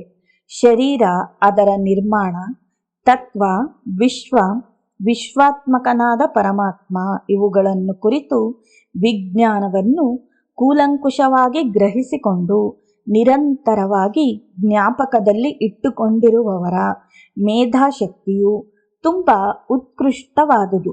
ಮೇಧಾಶಕ್ತಿಯ ಸಂಪೂರ್ಣ ವಿಕಾಸದಿಂದ ವ್ಯಕ್ತಿಯು ಈ ಪ್ರಪಂಚದಲ್ಲಿ ಸಾಧಿಸಲಾಗದಿರುವುದು ಏನೂ ಇಲ್ಲವೆಂದು ತಿಳಿಯುತ್ತದೆ. ಆದುದರಿಂದ ಮೇಧಾಶಕ್ತಿಯ ಬಗ್ಗೆ ಸಂಪೂರ್ಣವಾಗಿ ತಿಳಿದುಕೊಳ್ಳಬೇಕು. ತಿಳಿದುಕೊಂಡರೆ ಅವರಲ್ಲಿ ಬುದ್ಧಿ ಪ್ರಚೋದನೆಯ ಮೂಲಕ ವಿಶ್ವ ಕಲ್ಯಾಣಕ್ಕೆ ಕಾರಣಭೂತವಾದ ಮಹಾಕಾರ್ಯಗಳು ನಡೆಯುತ್ತವೆ. ಅವರನ್ನು ಮೇಧಾವಿಗಳು ಎಂದು ಪ್ರಪಂಚವು ಹೊಗಳುತ್ತದೆ. ಅವರ ಜೀವನವು ಸಾರ್ಥಕವಾಗುತ್ತದೆ, ಕೀರ್ತಿಯೂ ಲಭಿಸುತ್ತದೆ. ಇದನ್ನು ಎಲ್ಲರೂ ತಿಳಿದುಕೊಂಡು ಪಡೆದುಕೊಳ್ಳಬೇಕು. ಚಾರ್ವಿ.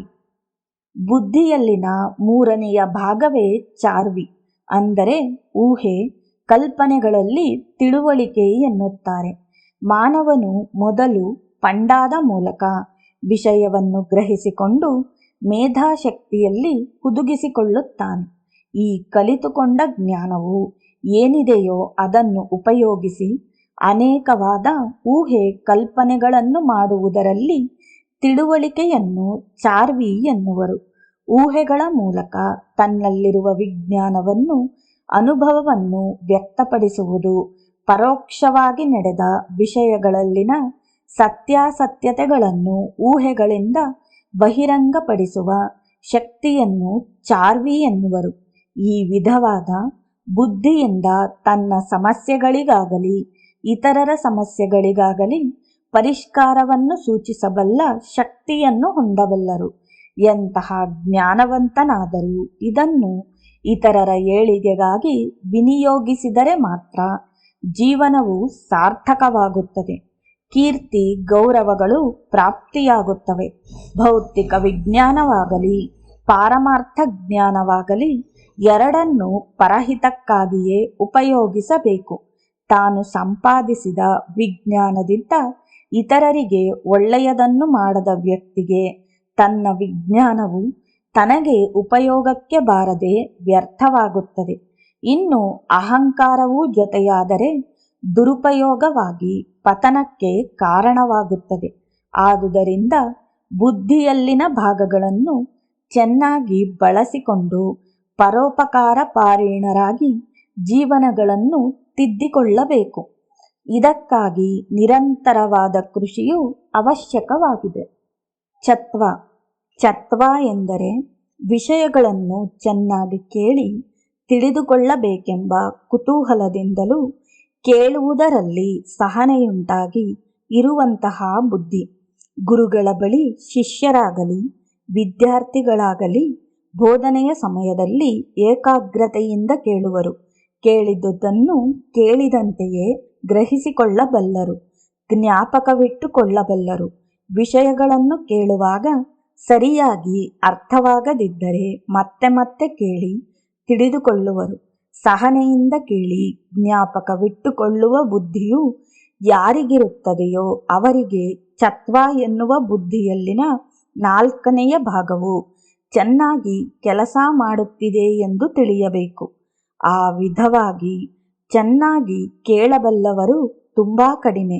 ಅನೇಕರು ಗುರುಗಳನ್ನು ಆಧ್ಯಾತ್ಮಿಕ ವಿಷಯಗಳನ್ನು ಹೇಳಬೇಕೆಂದು ಕೇಳುತ್ತಾರೆ, ಆದರೆ ಕೇಳುವುದಕ್ಕೆ ತಾಳ್ಮೆ ಇರುವುದಿಲ್ಲ. ಪಕ್ಕದಲ್ಲಿರುವವರ ಜೊತೆಯಲ್ಲಿ ಮಾತನಾಡುತ್ತಿರುತ್ತಾರೆ.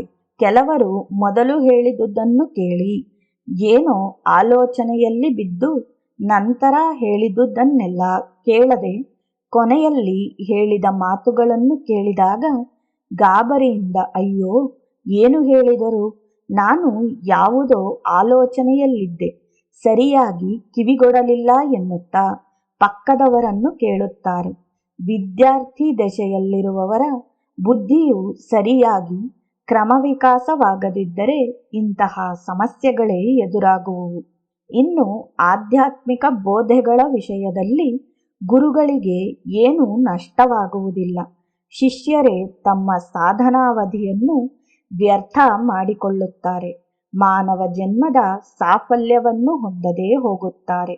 ಆದುದರಿಂದ ಎಲ್ಲರೂ ತಮಗೆ ತಿಳಿಯದ ವಿಷಯಗಳನ್ನು ಚೆನ್ನಾಗಿ ಸಹನೆಯಿಂದ ತಾಳ್ಮೆಯಿಂದ ಆಲಿಸುವುದನ್ನು, ಅಂದರೆ ಚತ್ವ ಎಂಬ ಬುದ್ಧಿಯನ್ನು ಬೆಳೆಸಿಕೊಳ್ಳಬೇಕು.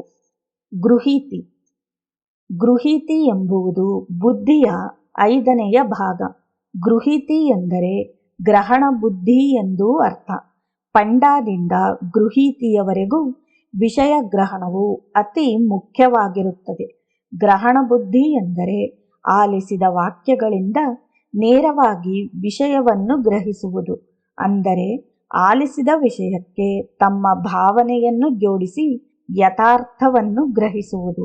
ಬುದ್ಧಿಯಲ್ಲಿನ ಪಂಚಮ ಭಾಗವಾದ ಗೃಹೀತಿಯು ಪ್ರಕಾಶಮಾನವಾಗಿದ್ದರೆ ಶಾಸ್ತ್ರವಾಕ್ಯಗಳು ಚೆನ್ನಾಗಿ ಅರ್ಥವಾಗುವುವು. ಈ ಗ್ರಹಣ ಬುದ್ಧಿಯ ವಿಕಾಸವು ವಿದ್ಯಾರ್ಥಿಗಳಿಗೆ ತುಂಬ ಅವಶ್ಯಕವಾಗಿದೆ. ಗೃಹೀತಿ ಬುದ್ಧಿಯೊಂದಿಗೆ ಪ್ರಕಾಶಿಸುವ ವ್ಯಕ್ತಿಯು ಸಮಾಜಕ್ಕೆ, ದೇಶಕ್ಕೆ, ಪ್ರಪಂಚಕ್ಕೂ ಸಹ ಒಳ್ಳೆಯದನ್ನು ಮಾಡಬಲ್ಲನು. ಶ್ರೌತಿ. ಶ್ರೌತಿ ಎಂದರೆ ಗುರುಗಳಿಗೆ ಶುಶ್ರೂಷೆಯನ್ನು ಮಾಡುವುದರಲ್ಲಿ ಸಹನೆಯಿಂದಿರುವ ಬುದ್ಧಿ. ಮೇಲೆ ಹೇಳಿದ 5 ಭಾಗಗಳಿಗೆ ಸಂಬಂಧವಿಲ್ಲದಿರುವುದು ಇದು. ಇದನ್ನೇ ಸಹನಾ ಬುದ್ಧಿ ಎನ್ನುವರು. ಆ 5 ಭಾಗಗಳು ಸರಿಯಾಗಿ ಕೆಲಸವನ್ನು ಮಾಡದಿದ್ದರೂ ವ್ಯಕ್ತಿಯು ಎಷ್ಟು ಬುದ್ಧಿಹೀನನಾದರೂ ಈ ಸಹನಾ ಬುದ್ಧಿಯೊಂದೇ ಇಹ ಪರಗಳನ್ನು ಸಂಪಾದಿಸಿಕೊಡುವಷ್ಟು ಶಕ್ತಿವಂತವಾಗಿರುತ್ತದೆ.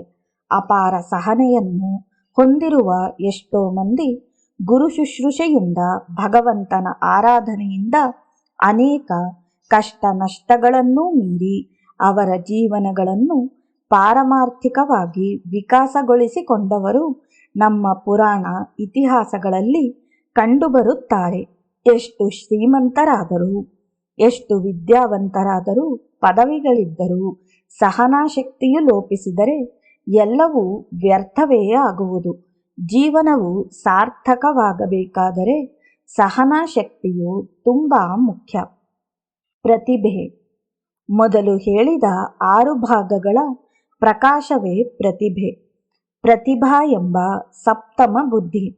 ಒಳ್ಳೆಯ ವಾಕ್ಚಾತುರ್ಯವಿದ್ದು ಸತ್ಯ ಪ್ರವಚನವನ್ನು ಹೇಳುವಾಗ ಯಾವುದಾದರೂ ವಿಷಯವನ್ನು ವಿವರಿಸುವ ಸಂದರ್ಭದಲ್ಲಿ ಶ್ರುತಿ, ಸ್ಮೃತಿ, ಪುರಾಣ, ಇತಿಹಾಸಗಳಿಂದ ಸ್ವಾನುಭಾವವನ್ನು ಕ್ರೋಢೀಕರಿಸಿ ತಕ್ಕ ಉದಾಹರಣೆಗಳೊಂದಿಗೆ ಆಲಿಸುವವರು ಪ್ರಶ್ನೆ ಮಾಡಲು ಅವಕಾಶವಿಲ್ಲದೆ ವಿಷಯವನ್ನು ವ್ಯಕ್ತಪಡಿಸಬಲ್ಲ ಬುದ್ಧಿಶಕ್ತಿ. ಅಂತಹ ಪ್ರತಿಭೆಯುಳ್ಳವನನ್ನೇ ಪ್ರತಿಭಾವಂತನೆನ್ನುವರು. ಪ್ರತಿಭಾವಂತನಲ್ಲಿ ಸಪ್ತ ಬುದ್ಧಿಗಳು ಸಂಪೂರ್ಣವಾಗಿ ವಿಕಾಸಗೊಂಡು ಆ ಪರಿಮಳವು ಸಮಾಜದ ಉದ್ಧಾರಕ್ಕಾಗಿ ಎಲ್ಲ ಕಡೆಯಲ್ಲಿಯೂ ವ್ಯಾಪಿಸುತ್ತದೆ. ಅವರ ಸರ್ವಶಕ್ತಿ ಯುಕ್ತಿಗಳು ಪರೋಪಕಾರಕ್ಕೆ ವಿನಿಯೋಗವಾಗುತ್ತವೆ.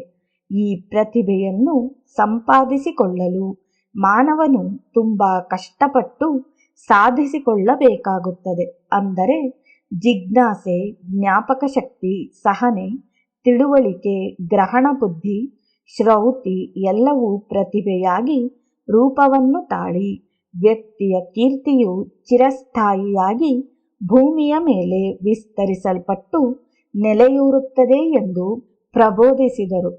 ಆಗ ಆಂಜನೇಯ ಶರ್ಮನು ಸದ್ಗುರುಗಳಿಗೆ ಕೈಗಳನ್ನು ಜೋಡಿಸಿ ನಮಸ್ಕರಿಸುತ್ತಾ, ಓ ಸದ್ಗುರು ಮೂರ್ತಿಯೇ, ನೀನು ಪರಮಪುರುಷನು.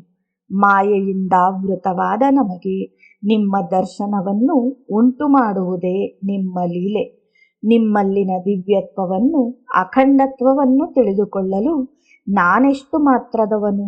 ಅಖಿಲಾಂಡ ಕೋಟಿ ಬ್ರಹ್ಮಾಂಡ ನಾಯಕನೇ, ನಮ್ಮಂತಹವರಿಗಾಗಿ ಮಾನವ ರೂಪದಲ್ಲಿ ಬಂದು ನಮ್ಮನ್ನುದ್ಧರಿಸಿರುವೆ ತಂದೆಯೇ. ನೀನೇ ಪ್ರಕೃತಿಯು, ನೀನೇ ಪರಮೇಶ್ವರನು, ನೀನೇ ವೇದ ವೇದಾಂತ ಸಾರವಾಗಿರುವೆ. ನಿನ್ನ ಸ್ಮರಣೆ ಮಾತ್ರದಿಂದಲೇ ಸಕಲ ಸಂಚಿತ ಪಾಪಗಳು, ಪ್ರಾರಬ್ಧ ಕರ್ಮಗಳು ಬೂದಿಯಾಗಿ ಹೋಗಬಲ್ಲವು. ನಮ್ಮಂತಹ ದೀನರನ್ನು ನಿನ್ನ ಹತ್ತಿರ ಸೇರಿಸಿಕೊಳ್ಳುವುದೇ ನಿನ್ನ ಅವ್ಯಾಜ ಕರುಣೆಗೆ ನಿದರ್ಶನವು. ಕಲ್ಪ ವೃಕ್ಷದಂತೆ ನೀವು ಹತ್ತಿರವಿದ್ದರೂ ಮೂರ್ಖರಾದ ನಮಗೆ ಅದರ ಬೆಲೆಯು ತಿಳಿಯುವುದಿಲ್ಲ. ಕಷ್ಟಗಳ ಬಲೆಯಲ್ಲಿ ಸಿಲುಕಿಕೊಂಡಿರುವವನೇ ನಿಮ್ಮ ಬಳಿಗೆ ಬರಬಲ್ಲನು.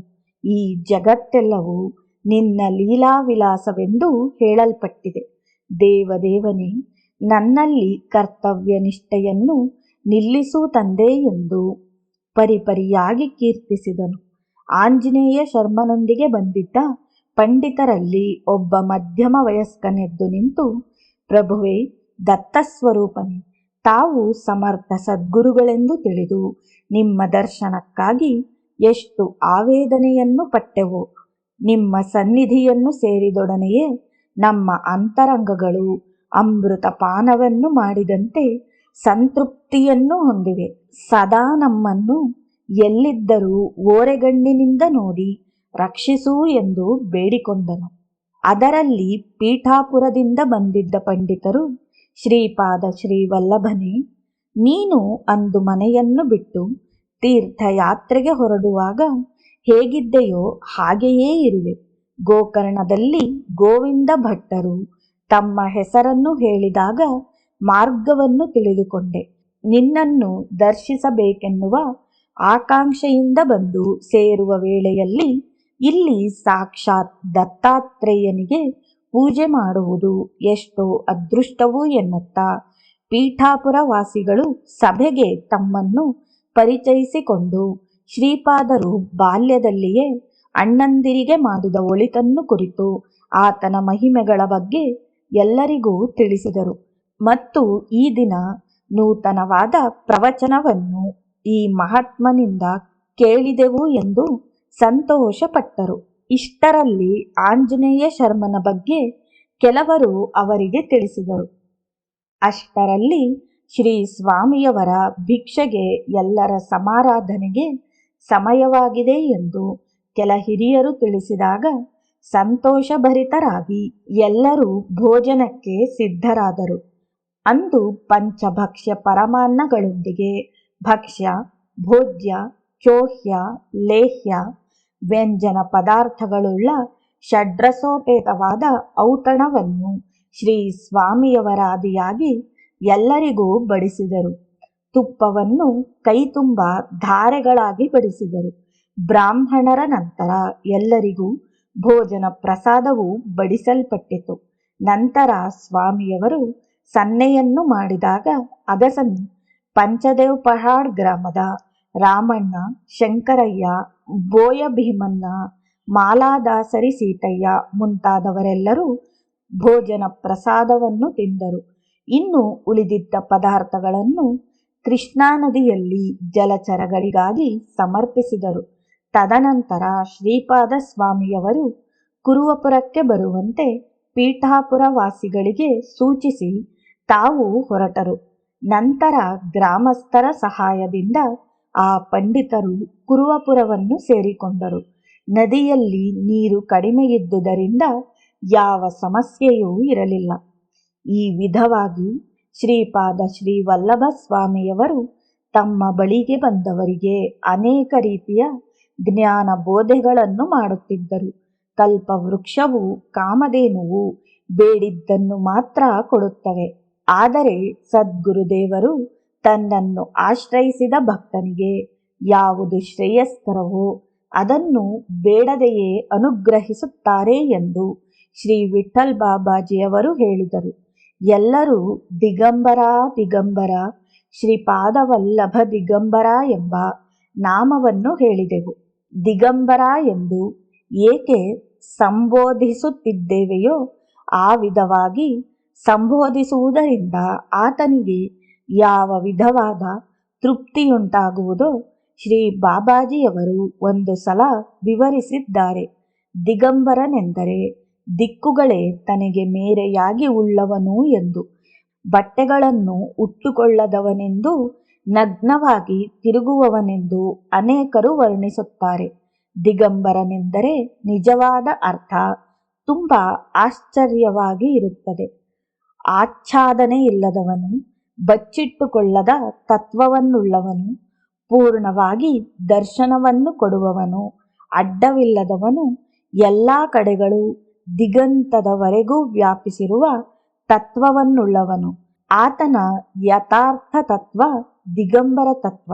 ಆದುದರಿಂದ ದಿಗಂಬರ ದಿಗಂಬರ ಎಂದೊಡನೆಯೇ ಉಕ್ಕಿ ಹೋಗಿ ಪ್ರೀತಿಯಿಂದ ಕಷ್ಟಗಳನ್ನು ಪರಿಹರಿಸುತ್ತಾನೆ, ಬಾಧೆಗಳಿಂದ ಕಾಪಾಡುತ್ತಾನೆ, ಕೋರಿದವುಗಳನ್ನು ಕೊಡುತ್ತಾನೆ, ಕರ್ಮಗಳನ್ನು ನಾಶಪಡಿಸುತ್ತಾನೆ. ಅಂದರೆ ನಮಗೆ ಅಸಾಧ್ಯವಾದ ಕೆಲಸಗಳನ್ನು ಆತನು ಮಾಡುತ್ತಾನೆ ಎಂಬ ಮಾತು. ಅದೇ ರೀತಿ ಆತನ ಅನುಗ್ರಹವನ್ನು ನಾವೆಲ್ಲರೂ ಪಡೆಯೋಣ. ಇಲ್ಲಿಗೆ 16ನೆಯ ಅಧ್ಯಾಯವು ಸಂಪೂರ್ಣವಾಯಿತು. ದಿಗಂಬರ ದಿಗಂಬರ ಶ್ರೀಪಾದವಲ್ಲಭ ದಿಗಂಬರ.